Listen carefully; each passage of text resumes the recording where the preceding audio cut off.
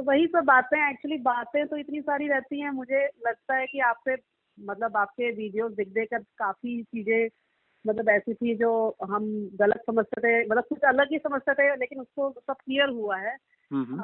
तो बहुत मतलब फ़ायदा हुआ यूट्यूब, मतलब ख़ास करके आपके वीडियोस देख के काफ़ी चीज़ें जो धर्म के मतलब ऐसी कुछ-कुछ चीज़ें हैं जो कि अलग कहीं अलग समझ में आती हैं, कहीं अलग तरीके से लिखी हुई हैं। तो फिर वही सब है कि आप एक प्रैक्टिकल वे में समझा पा रहे हैं, तो लेकिन फिर भी कुछ-कुछ चीज़ें ऐसी हैं जो मतलब क्योंकि यूट्यूब फ्रीली अवेलेबल है, और जितना एक तरीके से ऐसा है कि फ्री अवेलेबल है तो हर तरीके के वीडियो दिख जाते हैं। अब उसमें जो हम्म। एक इस तरीके के ज्ञान की वजह से जो अज्ञान फैल रहा है उसका मतलब एक हम्म। मतलब अलग तरीके का एक मतलब दिमाग में ख्याल आने लगते हैं कि क्या ये इसमें ये कहा जा रहा है तो ये सही है कि गलत है, क्या हम्म। ऐसा होगा? बुक्स में तो ऐसा लिखा नहीं गया है। जैसे फॉर एग्जांपल जैसे कहते हैं कि वो जो मतलब कुछ सोलार फ्लेयर के बारे में लिखा गया है, फिर मतलब जो बताया जा रहा है आजकल यूट्यूब में, फिर ये सब चीजें सच में हैं, ये तो शास्त्रों में कहीं लिखा नहीं है ना। क्या? जैसे कह रहा है ना कि मतलब सोलार फ्लेयर्स हाँ हाँ आने वाली हैं, फिर हाँ हाँ हाँ। मतलब ऐसा है कि धरती 3D से 5D में जा रही है, ये तो ये देखिए, सब चीजें ये सब एक्चुअली क्या है कि आप ये देखिए कि आज जितने कलर्स हम देख पा रहे हैं, हम्म इतने कलर्स हम पहले कभी नहीं देख पाते थे। मतलब हमारे पूर्वज जो हैं उनको इतने कलर्स, इतने शेड्स नहीं पता होते थे। अब ये हम्म जो कंपनियां हैं, एशियन पेंट्स और बर्जर पेंट्स और ये वो, उसमें आप हम्म देखिए तो आपको जैसे पिंक में भी शेड्स मिल जाएंगे, ग्रीन में आपको 100 शेड्स मिलेंगे, इतने। हम्म। हाँ, बहुत सारे शेड्स हाँ, मिलेंगे। ये तो अब क्योंकि ये ये बात जो मेरे है। मेरे भाई प्रिंटिंग टेक्नोलॉजी में ही वो उसी लाइन में है। हम्म। तो मेरे भाई ने भी कहा था कि पहले जो कलर से मतलब वो आंखों की शायद क्षमता भी बढ़ी होगी, या बढ़िए, बहुत सारे हाँ। मतलब कलर्स ज्यादा पैलेट्स हो गए हैं, तो वो हम्म। मतलब ऐसे जस्ट कि शायद लोगों का मतलब शौक बढ़ गया है, इसमें कलर बढ़ गए, इस तरीके का उनका शौक बताने का तरीका नहीं, था, लेकिन शौक नहीं, हाँ, क्षमताएं बढ़ी हैं। मतलब स्पेक्ट्रम में हम ज्यादा देख पा रहे हैं, मतलब ज्यादा हाँ कलर, क्योंकि हाँ, टीवी यदि वगैरह भी हम कहते हैं कि आदि बहुत सारा कलर। आदि मानव को हम देखें तो उनको सिर्फ ब्लैक एंड व्हाइट दिखता था, कलर्स उन्हें दिखते ही नहीं थे। फिर हाँ धीरे हाँ धीरे कलर्स चालू हुए, फिर उसमें से 3 कलर दिखते थे, फिर 7 हुए, फिर 7 से हाँ। बढ़ते बढ़ते बढ़ते ऐसे हो गए। जैसे कुत्ते हैं अभी, तो कुत्तों को अभी तक ब्लैक एंड व्हाइट दिखता है। हम्म। हाँ, बाकी जीवों को कलर कुछ दिखते हैं, लेकिन कुत्तों को तो अभी तक ब्लैक एंड व्हाइट ही दिखता है। तो अच्छा, तो ये इसका मतलब ये है कि मतलब हम लोग के कॉन्शियसनेस में ही ज्यादा मतलब स्पेस। वह विकास हो रहा है। सिर्फ यह तो एक बात हुई, श्रवण क्षमताओं में, अन्य स्पंदनों में, मतलब हमारी इंद्रियों की क्षमताएं विकसित हो रही हैं। तो बाहर की घटनाओं को, ऊर्जाओं को हम ज्यादा ग्रैस्प कर पा रहे हैं। तो यह जो है अभी बीच में कुछ ऐसा हुआ, और हर 2,500 साल में ऐसा होता है कि कोई ऐसे महापुरुष आते हैं और वो जो है कॉस्मिक डिवाइन सपोर्ट सिस्टम जो है एक्स्ट्रा ऑर्डिनरी वो बिल्ट करते हैं। तो वो अभी पिछले 30-35 सालों में वह उसका निर्माण हुआ है। तो निर्माण हुआ है तो उसके कारण चेतना का तल ऊपर उठ गया है, और अभी आप उसके बाद की जनरेशन आप देखेंगे तो जनरेशन भी एडवांस हैं। उनको टेक्नोलॉजी और ये और वो बहुत सारी चीजें बड़ी आसानी से समझ जाती हैं, जिनको पहले डिग्री लेके समझा जाता था। हाँ, वो तो वो। मेरे घर में ही उसकी एग्जाम्पल है कि मैंने एस्ट्रोलॉजी पढ़ी और बहुत जितना अच्छे से मतलब जो पढ़ कर समझा, वो मेरी बड़ी बेटी को ऐसे ही सब समझ में मतलब वो जस्ट देख के उसको सब पता है कि हाँ इस नक्षत्र में ये इसकी कैरेक्टरिस्टिक्स है, ये सब, और जबकि उसने कभी पढ़ा नहीं है। वो हम्म। सारे जैसे लगता है कि हमने तो पढ़ा तब समझा, लेकिन हम्म। वो ऐसे ही जैसे ऐसा लगता है कि ये समझ ले रहे हैं, जैसे कि हाँ हरा रंग मतलब पत्ते में हरा रंग से मतलब ये जैसे हम लोग कॉमन बातें जो जानते हैं, हम्म। वैसे वो एस्ट्रोलॉजी की कॉन्सेप्ट्स को जान पा रही है। मतलब तो मुझे लगता है कि ये नॉलेज किधर से हो सकता है, पिछले जन्म का ज्ञान हो, लेकिन फिर हम्म। मुझे ये लगा कि नहीं, आजकल के बच्चे बहुत जल्दी समझ जा रहे हैं, बहुत हम जैसे कठिन मतलब ट्राई करके नहीं, वो सीधे सीधे समझ जाते हैं, क्योंकि वो उनके लिए कैपेसिटी शायद वही बढ़ गई है, तो उस वजह से हुआ होगा। हम्म। तो यही सब चीजें हैं कि फिर ये लगता है कि हम जो, क्योंकि मेरी उम्र अभी 42 43 हो गई है, हाँ हाँ। तो जब कॉलेज टाइम में थे 20 22 साल के, और अध्यात्म का तो एक तरीके से था कि बहुत झुकाव था, लेकिन घर की परिस्थिति भी ऐसी है कि लड़कियों को तो थोड़ा मतलब माहौल के हिसाब से शादी वादी सब करनी है, तो मतलब उस तरीके से मेरा मतलब था कि मैं पढ़ती बहुत थी, तो पढ़ने में सबसे पहले अवेलेबल तो जैसे संस्कृत वगैरह तो आती नहीं थी, तो पढ़ा क्या जाए, तो सबसे बढ़िया ओशो का ही पूरा एक अपने आप में परफेक्ट सारा कह सकते हैं कि उनका जो जो भी अवेलेबल बुक्स थे उसमें हर चीजों का मतलब मतलब ऐसा है कि ओशो को पढ़ लिया तो आपको जीने भी आ जाएगा और हर चीज यानी भी। हाँ, उन्होंने सारे आयामों पर कहा है, सारे आयामों को उन्होंने कवर किया और भविष्य की चीजों को भी स्पष्ट कर दिया। और यही वो महापुरुष हैं जिनके आने से ये चेतना का तल ऊपर उठा है।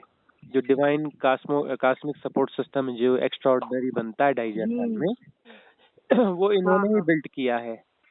और एक्चुअली ये और भी कुछ बहुत आगे हैं, लेकिन बहुत सारी चीजें इनके बारे में धीरे धीरे पता चलेंगी। ऐसा कहा जाता है कि सन 2500 जो है ना, अभी हाँ 2400 सन 2500 के बाद की जनरेशन जो है उनकी बहुत सारी चीजों को समझ पाएगी। 2500 तो अभी तो 2000, अच्छा 2500 तो काफी तब वो जनरेशन तो 300 साल काफी है। काफी ज्यादा सुना वो जो है ओशो को ठीक से समझ पाएंगे। उनकी बहुत सारी चीजें हैं जो अनफोल्ड हैं, वो तब लोगों को समझ में आएंगी। नहीं, ओशो की तो बातें ऐसी थी कि काफी उसी समय हम लोग एकदम रोमांचित हो जाते थे काफी। जैसे उन्होंने उस समय तो इतनी टेक्नोलॉजी कुछ जैसे बहुत सारी आगे की बातें रहती थी उनकी, जो उस समय भी जैसे अभी मेरा बैकग्राउंड केमिस्ट्री का है, तो जैसे फिजिक्स वगैरह में भी वो बहुत वो तो मतलब एक हम लोग तो इस तरीके से सोचते हैं कि इनकी जो पढ़ाई लिखाई हुई भले मतलब उस समय इतनी बुद्धि नहीं थी कि हाँ हम एक तरीके से अगर एनलाइटेंड हो गए तो सारा ज्ञान अपने आप ही सब, तो ऐसा लगता था कि इनको कैसे पता है ये, तो मतलब जैसे लिटरेचर के रूप में मैंने पढ़ा था उनको, तो मुझे बहुत धीरे धीरे समझ बढ़ी। अपनी जब समझ बढ़ती है तो समझ में आता है कि अरे हमारी ही समझ उतनी थी, हमने उतना समझा।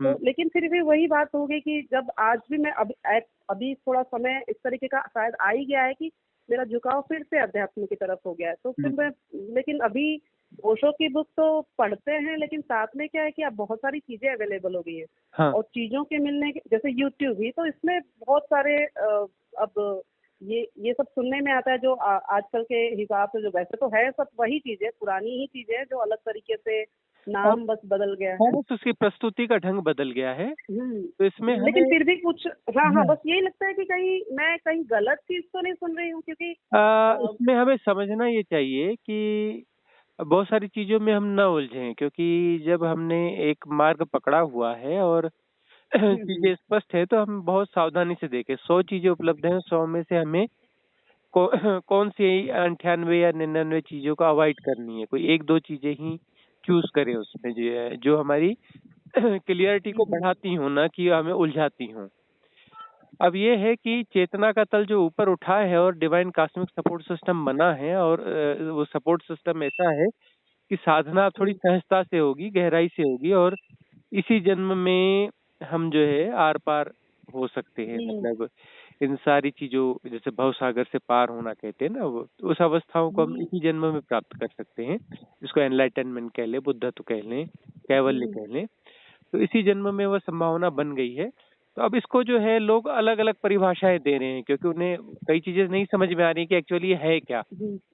तो अलग अलग तरीके से परिभाषाएं दे रहे हैं, उसमें विज्ञान का आलम्बन ले रहे हैं कि ये ऐसा है वैसा है, उसमें तरह तरह के वैज्ञानिक परिभाषाएं उसमें घुसा देते हैं और ये कर देते हैं, तो जस्टिफाइड हो जाता है कि भाई ये वैज्ञानिक आधार है, ये कार्य कारण है, ये फलाना है, ये ठिकाना है। तो ऐसा लगता है ये बहुत साइंटिफिक मैटर है, जबकि मामला सिर्फ यह है कि वह जो चेतना का तल ऊपर पूरा उठा दिया गया है ओशो के द्वारा। मतलब ये सारी चीजें मतलब चेतना के स्तर पर ही हो रही है ना, जैसे फिजिकली कुछ जो देखिए एक जो है ना कलेक्टिव जो सुपर कॉन्शियस है, कलेक्टिव सबकॉन्शियस है, तो इस जो कलेक्टिव लेवल पर जो कुछ है उसमें वह काम किया गया है,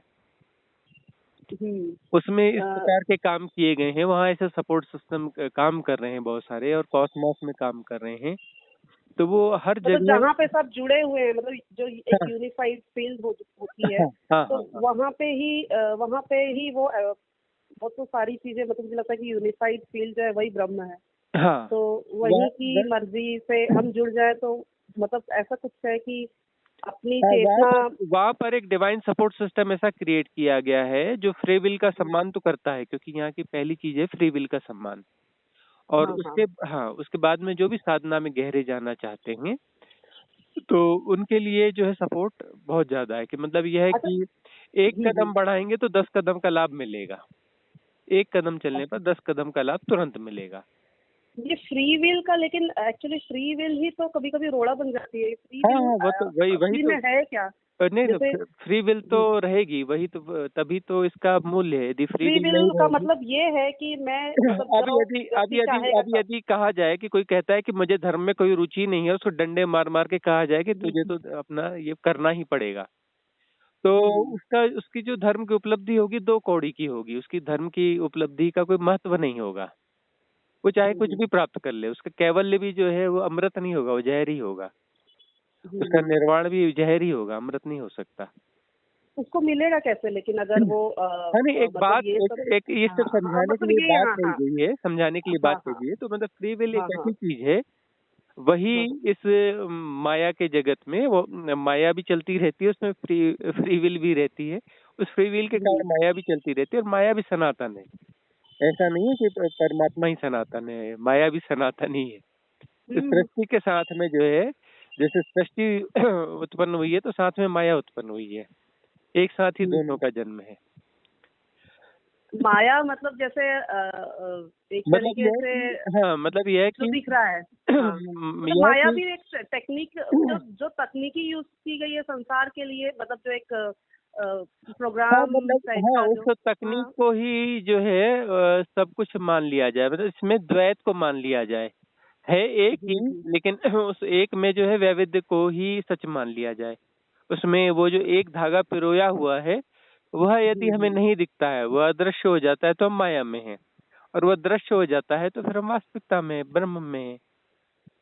तो फिर माया तो सबसे बड़ी, फिर माया भी तो ईश्वर की मर्जी ही है ना फिर, हाँ, क्योंकि मर्जी वही जब वही संसार। वही फ्री विल है कि हम जो है उस एक सूत्र को जानना चाहते हैं कि नहीं, और वो एक सूत्र कौन है? मेरा ही अंतरतम है, मेरा ही अंतरतम वह एक सूत्र है। उसी पर माया खेल रही है ना, जो एक हाँ हाँ, मतलब माया मैं जो। अपने आप में लौटना चाहता हूँ कि नहीं, मैं ही ब्रह्म हूँ, मैं ही परमात्मा हूँ, परमात्मा और तो मैं ही हूँ, ये बात अगर हम और उसको मैं ही पहचान भटका हुआ लेंगे। हूँ। तो मैं ही परमात्मा हूँ और मैं ही भटका हुआ हूँ। तो मतलब तो मैं अपने आप को ये जैसे जैसे सेपरेट करूँ। अनुभव में आ जाएगी ये बातें, तो फिर माया तो विलग दिखने लगती है ना। जैसे हाँ अगर आप ये समझ जाएंगे कि जैसे माया है जो कि काम कर रही है, जैसे ये सब चीजों के लिए माया की जरूरत है, लेकिन एक ऐसा मतलब समझ में आता है कि हाँ, जैसे कोई एक चीज स्थिर है, उसी पे सब चीज हलचल कर रहा है। जैसे तो वो चीज अगर स्थिर जो चीज है, उसी वही एक तत्व, मतलब सार जो है वो एक स्थिरता है, मतलब एकदम जो एक स्टिलनेस, जिसके ऊपर आकाश भी, जिससे मतलब मुझे लगता है कि आकाश, सारे जो तत्व हैं जिसके ऊपर मतलब एक तरीके से जो एक सबका आधार है, हम्म। तो माया उसी के ऊपर खेल रही है। तो सारी चीजें मतलब जैसे मतलब तो वो चीज अगर समझ में आ जाएगी कि आधार है, तो हम इससे निकलेंगे कहाँ? हम इसी में तो उस चीज को जान के उसी में ही रहेंगे ना। जैसे एक्चुअली एक्चुअली उसमें जो सेपरेशन है, वो सेपरेशन जो है वो विघटित हो जाएगा। तो सेपरेशन हाँ का विघटित होना ही मतलब मुक्ति है। उसके बाद भी हम रह सकते हैं, लेकिन सेपरेशन नहीं रहेगा। और जब यह बॉडी डिसॉल्व होगी, बॉडी छूटेगी, तो उसके साथ में जो सेपरेशन का बोध है, मन है, सेपरेशन के बोध के कारण ही मन है, तो सारा सेपरेशन उसके साथ में डिसॉल्व हो जाएगा, और फिर पुनर्जन्म जैसी कोई चीज नहीं होगी, ना ही कोई डायमेंशन बचेगा।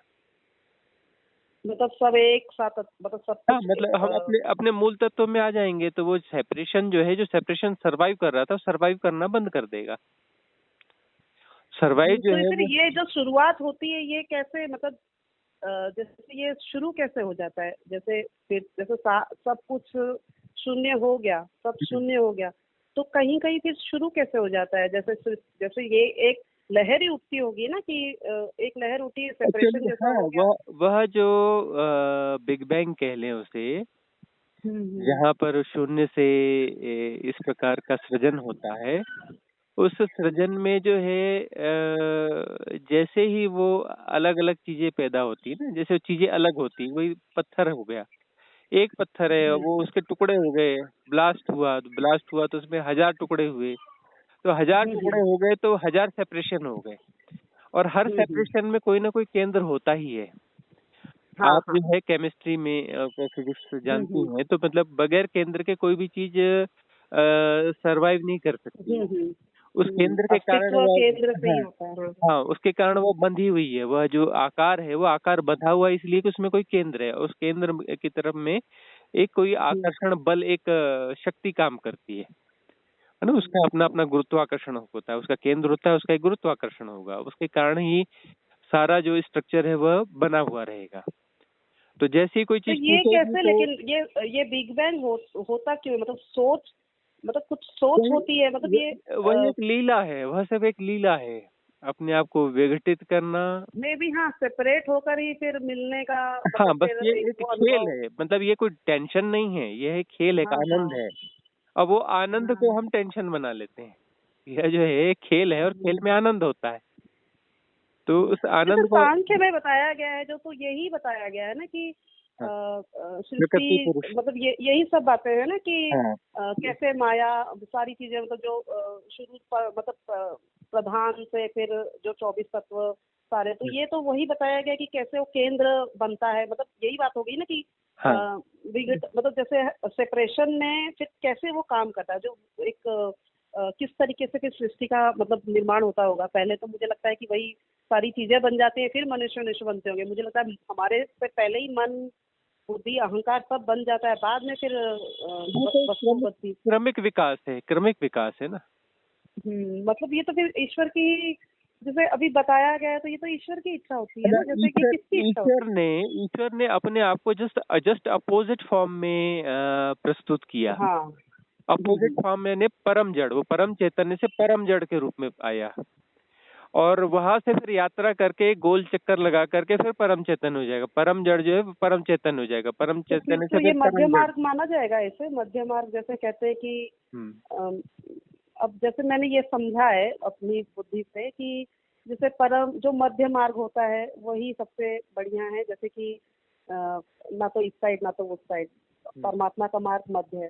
तो फिर परम जड़ता और परम चेतन, तो ये भी तो दो पार बोलते हैं ना, पोलारिटी नहीं हो गया ये कि तो ईश इसके मध्य को तलाश लेना कि यह जो है लीला है, इसके मध्य को तलाश लेंगे हाँ, तो यह लीला है, तो क्योंकि ये सब फिर। ज्ञान से ही, हाँ, ज्ञान से ही समझ अब सकते हैं। मध्य क्या होगा? मध्य ये देखिए कि जो परम जड़ है उसमें जो है परम चैतन्य पूरी तरह से आंदोलित है, और परम और ये चैतन्य देख का। एक जगह खड़े होके दिख जाए, ये दोनों हाँ, ये दृश्य दिख जाए कि परम चैतन्य का आंदोलन ही परम जड़ता है। परम चैतन्य का परम आंदोलन ही परम जड़ता है, वो हाँ, उससे अलग हाँ, नहीं हुआ है।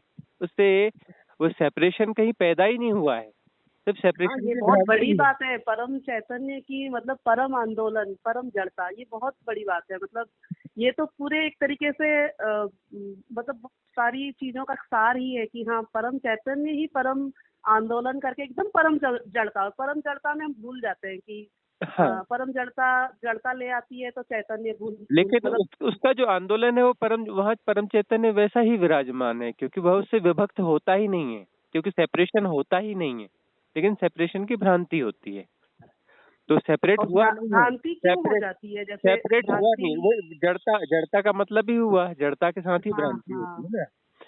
तो अब वह हाँ, जो हाँ। है, आप केमिस्ट्री में आप जानते हैं इलेक्ट्रॉन, प्रोटॉन, न्यूट्रॉन, जो हम्म, मॉलिक्यूल लेवल पे आप चीजों को जानते हैं कि फिर सूक्ष्म कण है। हम्म, तो ये हम्म, सूक्ष्म कण जो है वहाँ क्वांटम थ्योरी आप जानते हैं, क्वांटा है ना, क्वांटम थ्योरी, तो वह वो तो वहाँ बहुत पर। डिवाइन लगती है मुझे क्वांटम थियरी। मतलब वो तो पूरी तरीके से उसी हाँ, में। मैडम क्यूरी का जो बयान है वो तो यही है कि एक्चुअली क्वांटम थ्योरी में प्रस्तुत कर रही हूँ, लेकिन ये मेरी थ्योरी नहीं है। मुझे जो हाँ, है सुबह जब उठी हाँ, वो तो उनका मैंने मुझे पढ़ा टेबल था पर, कि वो हाँ, जब उठती टेबल पर थी। लिखा हुआ मिली ये थ्योरी, और राइटिंग हाँ, मेरी थी। तो इसलिए मैं इसे जी, जी। प्रस्तुत कर रही हूँ, लेकिन ये मेरी थ्योरी एक्चुअली नहीं है। तो अब वह जो है वह जो आंदोलन है, एक खास तरंग दैर्ध्य में, एक खास वेवलेंथ में जो आंदोलन चल रहा है, एक फ्रीक्वेंसी जो चल रही है, तो वह उस आंदोलन से वह कण भास रहे हैं, लेकिन वह एक्चुअली कण है ही नहीं।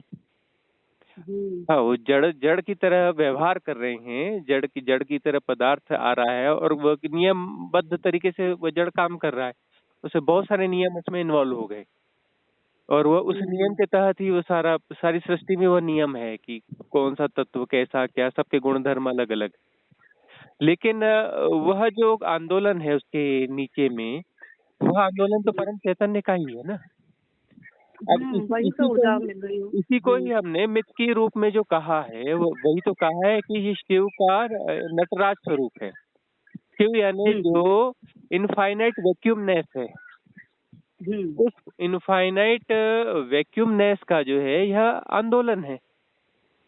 उसका जो नृत्य है, वह नृत्य जो है ये शिवराज है, मतलब वो इनफाइनाइट वैक्यूमनेस जो कि बियॉन्ड टाइम एंड स्पेस है, जिसको हम शिव कहते हैं, जो अजन्मा है, निर्गुण है, निराकार है, वह उसका जो है यह नृत्य है।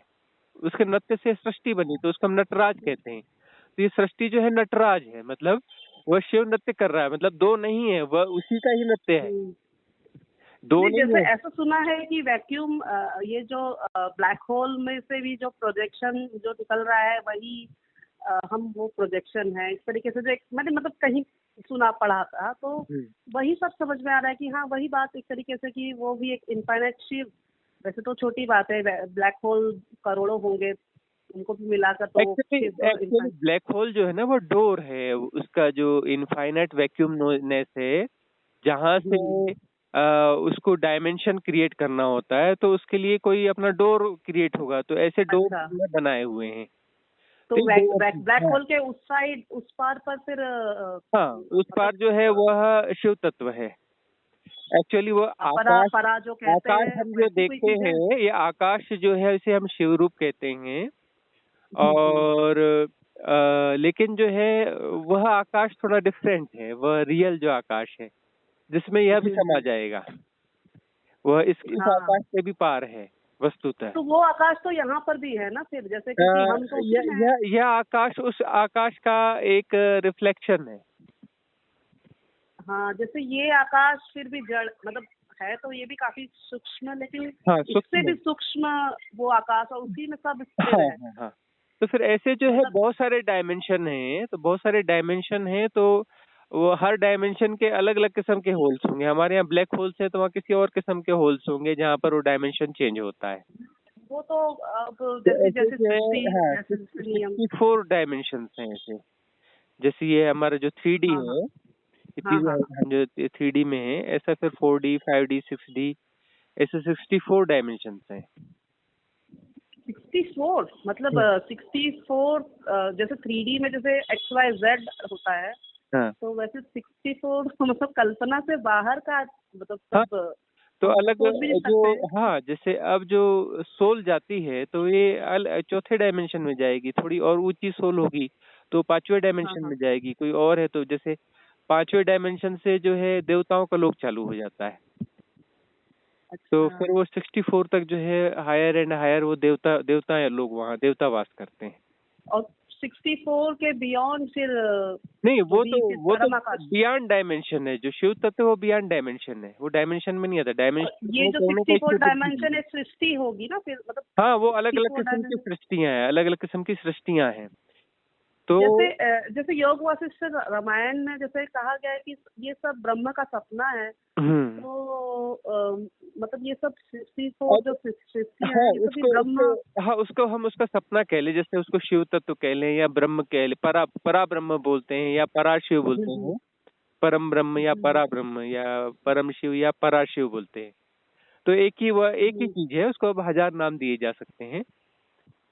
तो तो हम यहाँ पर जो 3D में हम रह रहे हैं, हमको क्या अपेक्षा करनी, मतलब हमारे क्या एम क्या होना चाहिए कि हम एक्चुअली ये जो जैसे जंपिंग बोर्ड होता है ना, ये जंपिंग बोर्ड है 3D। अच्छा। तो जैसे हायर डायमेंशंस में हम लोग भी जैसे जो जन्म लिए हैं पहले हायर डायमेंशन में थे, तो वहाँ फिर जो है बहुत सारी समस्याएं नहीं होती हैं। वहाँ भूख प्यास नहीं होती है, गर्मी सर्दी नहीं होती है, किसी घर की जरूरत नहीं होती है, वहाँ समस्याएं नहीं होती, वहाँ किसी संसाधन की जरूरत नहीं है, किसी धन की जरूरत नहीं है, किसी दौड़ की जरूरत नहीं है। वहाँ मतलब कुछ है ही नहीं, मतलब कोई दौड़ भाग ही नहीं, वहाँ सुख ही सुख है, आनंद नहीं है, सुख है। आनंद अलग चीज तो होती विकास नहीं होगा फिर, मतलब है। हाँ, ऐसी वहाँ जगह पर। वहाँ फिर विकास नहीं होगा और समय बोध जो है बहुत न्यून होगा। तो और जब वहाँ पर सुख ही सुख रहेगा तो उसमें भ्रांति में जीते जीते कुछ याद ही नहीं करे। जैसे यहाँ पे दुख होता है तो हम कम से कम कुछ सोचते हैं कि नहीं हाँ, इससे थोड़ा इसलिए निकला जाए। समय का बहुत ज्यादा बोध यहाँ पर, तो यहाँ पर इसलिए नीचे इसलिए आना पड़ता है, यहाँ पर व्यर्थता का बोध सघन होगा। तो इस जंपिंग हाँ बोर्ड हाँ। से जंप लेकर के हम कहाँ पहुंचे थे, देवलोक में गए थे। तो यदि और ज्यादा लंबा जंप लेंगे तो और हायर हायर देवलोक में जाएंगे। यदि बहुत अच्छा जंप लेंगे तो किसी डायमेंशन में नहीं जाएंगे, डिजॉल्व हो जाएंगे। तो तो फिर यहाँ डिजॉल्व हम अपने कल्याण के लिए यहाँ पर आए हैं, मतलब अपने यहाँ। कल्याण के लिए आए हैं, इसलिए ये जो है स्कूलिंग है, स्कूलिंग यहीं पर संभव है। तो फिर ऐसा क्यों हो जाता है कि यहाँ पर जैसे यहाँ से भी नीचे चला जाता है कोई, मतलब यहाँ पर ठीक से काम नहीं, ना करेगा तो यहाँ नीचे से के नीचे चलकर। कैसे जाएंगे? नहीं, जैसे कहा गया है कि नर्क मिल जाता है, नहीं ऐसे नहीं ये सब। नहीं, वो तो सब अपना कहावतें हैं, यही स्वर्ग है यही नर्क है जो कुछ है। और मतलब ये एक फिर बहुत अच्छी बात है कि हम यहाँ पर अपनी मर्जी से आए होंगे फिर, मतलब। हाँ हाँ, ये हम अपनी मर्जी से आए हैं, अपने विकास के लिए आए हैं। और हाँ। कुछ कुछ ऐसे भी होते हैं कि जिनको हम देखते हैं कि वो आदिम सभ्यताएं हैं या जो भी हैं, वहाँ जो लोग आए हैं वो एक्चुअली जो है वो ग्रो होकर के पहली बार मनुष्य जन्म में आए हैं। अच्छा। हाँ, तो तो पहली बार। उससे पहले वो प्राणी, जब हाँ जानवर या फिर पत्थर हाँ, वत्थर भी नहीं नहीं, वो विकास नहीं क्रम नहीं, में पत्थर पत्थर से तो वो प्राणी बनते हैं, चलेंगे तो जान। फिर अपना वो शैवाल कवक बनेंगे, हाँ वनस्पतियों में जाएंगे, हाँ हाँ हाँ। फिर चेतन अमीबार, धीरे धीरे अपना धीरे धीरे जलचर, चेतना। थलचर, नभचर, अब हम सब वहीं से ही आए हैं, सबकी यात्रा वही है। तो हम सब ये एक कलेक्टिव कॉन्शियसनेस होता है, तो उसमें उनके भी विकास की सारी मेमोरी हमारे अंदर, मतलब जैसे हाँ, हमारे मुझे हमारे अफेक्ट अंदर करती है वो सब हमारे चीजें, अंदर मतलब। सारी मेमोरी है। यदि आप जो है घने एकांत जंगलों में वास करें और वहां पर जो है आपको खैर वो रिकॉर्डेड नहीं मिलेगा, ऋषि मुनियों ने भी सब वही किया है, चाहे बुद्ध हो महावीर सब ने वही किया है, लेकिन रिकॉर्डेड नहीं मिलेगा। वहां पर रहेंगे तो फिर आप जो है वहां पर जोर जोर से चीखना चिल्लाना भी चालू करेंगे और तरह तरह की ध्वनियां भी निकालना चालू चालू करेंगे। तो बहुत सारे जानवरों की ध्वनियां भी आप निकालेंगे वहां रह करके, अपने आप निकलेंगी आपसे। वो इसलिए निकलेंगी कि वो उस जन्मों की स्मृतियां हैं आपके भीतर। वो हमारी शायद शरीर की, मतलब बायोलॉजिकल सिस्टम वहाँ पर वो हाँ चीजें हाँ, जान जाएगा, हमारे जो ब्रेन का काम। कलेक्टिव सबकॉन्शियस माइंड, हमारा जो डीप सबकॉन्शियस माइंड है, उसमें ये सारा कुछ, जिसे हम आकाशीय रिकॉर्ड कहते हैं, वहाँ सब कुछ अवेलेबल है। वो सारे इम्प्रिंट्स हैं जहाँ जहाँ हमारी यात्रा हुई तो है। ये हमारे विकास में मतलब काम देता है, फायदे की चीज है, या हमको इससे, मतलब जैसे होता है हमको ना तो कलेक्टिव हमको कॉन्शियसनेस। हमको तो जो विकास होगा वो मुक्ति से होगा, मतलब ये इसी से मुक्ति है। जो पुराने इम्प्रिंट्स हम ढो रहे हैं, इससे इससे मुक्त होना है। ये सारा यदि पूरा वॉश आउट हो जाए, क्लीन हो जाए, इसे ही इसको संस्कारों की धोने निर्जरा के, कहते मतलब धोना कैसे है फिर, हैं। जैसे। वही साधना उसी के लिए होती है कि सारे संस्कारों की उदीर्णा हो और उनकी निर्जरा हो। तो निर्जरा हाँ, में मैंने हमें आपके आपके मतलब आपके मतलब वीडियो सुन सुन के मैंने अभी पिछले हफ्ते से मैंने देखिए बहुत सारी चीजें पढ़ी समझी। खाली समझने का एक फायदा ये हुआ कि जीवन में मुझे जैसे तकलीफें जब भी आई तो मैंने समझ से सारी चीजों को, ओशो के खास करके डिस्कोर्सेस का बहुत फायदा ये हुआ कि मैंने अपने जीवन के जो एक होते ना उतार चढ़ाव, तो उसमें काफी समझ के साथ में जीने में मतलब हेल्प मिलती है। जैसे कि हम छोटी छोटी बातों में उलझते नहीं है, और अपना जो जीवन का ये जो एक ये वाला भी एक डायमेंशन है कि आपको जीना है, खाना पीना है, कमाना है, सब कुछ है, तो उसका वो उसमें बहुत फायदा हुआ। लेकिन जो साधना एक करते हैं, मैंने आज तक कुछ किया नहीं, समझा बहुत। इवन यहाँ तक कि ओशो के तो मेडिटेशन पे काफी कुछ उन्होंने समझाया। मैंने समझने की सारी कोशिश की लेकिन खुद से ट्राई नहीं किया था। लेकिन वही कि पिछले हफ्ते से मैंने, पता नहीं, मुझे ऐसा लगा कि अब मुझे विपश्यना के लिए मुझे मतलब शुरुआत विपश्यना से करनी चाहिए, क्योंकि सांस पर ओशो ने काफी कहा है। और मुझे गोयनका जी का भी काफी जैसे समझ में ये आया है कि मैं इधर से शुरू करूं। हुँ। तो वही कि मैंने शुरुआती शुरू किया है सांसों पर जो एक मैं जैसे बहुत ज़्यादा स्पीड में क्योंकि ऐसा नहीं है कि मैं मतलब ऐसा है कि समझ के हल्के-हल्के कदम से समझ के मुझे आगे बढ़ना है, तो इसलिए मैंने वो शुरुआत की है। तो हुँ। वही कि जैसे उसका ही स्टेप है कि आपको मतलब साक्षी बनकर जो-जो चीज़ें सामने आती आएँगी वो उनको उनको मतलब जीना है। हुँ, हुँ। मतलब एक तरीके से समझ के वही आप कह रहे थे ना कि उसको समझ के उसका एक कैथारसिस टाइप का कुछ जैसे कि हाँ, एक्चुअली तो एक्चुअली क्या है कि आपको 10 डेज़ का कैंप करना चाहिए विपश्यना का। उसके लिए हुँ। ऑनलाइन फॉर्म भरना चाहिए, इगतपुरी मिल जाए तो अच्छा है।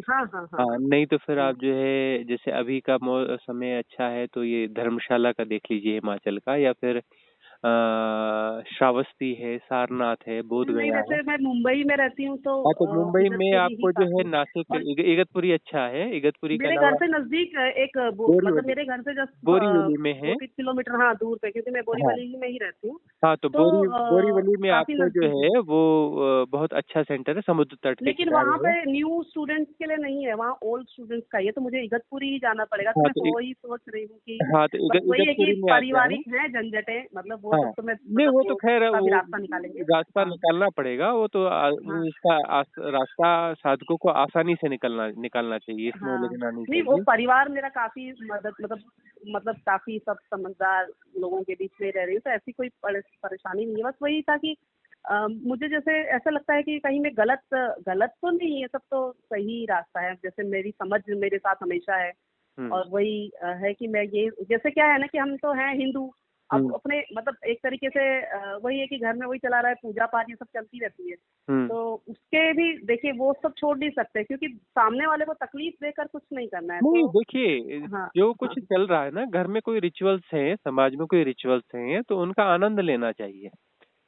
बोझ इसलिए भी मैं नहीं काफ़ी समझना इन्वॉल्व चाहिए। होती हूँ ठीक-ठाक ही, जैसे कि वो है कि उसमें भी एक साधना वैसी साधना खोज लो कि यदि हाँ, ये यदि एक देखिए वही वही रिचुअल जो है बंधन बनेगा और वही जो आपको आनंद भी दे सकता है।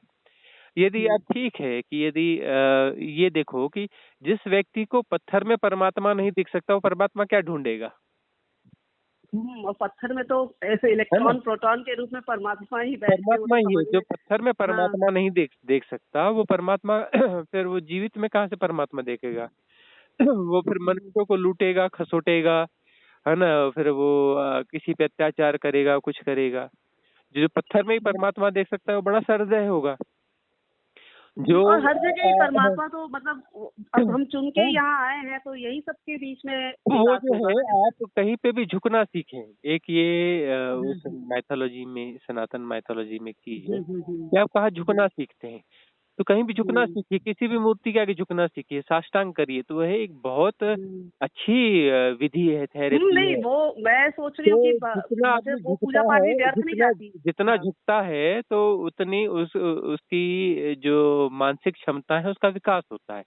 उसकी सहजता और सरलता में विकास होता है। तो झुकने का हुँ, तो बहाना चाहिए, कहाँ-कहाँ नहीं झुक सकते। तो इसलिए उस पैथोलॉजी में माँ के पैर छुओ, पिता के पैर छुओ, ये बुजुर्गाइन के पैर छुओ, हुँ, ये चाचा के पैर छुओ, ये पड़ोसी के पैर छुओ।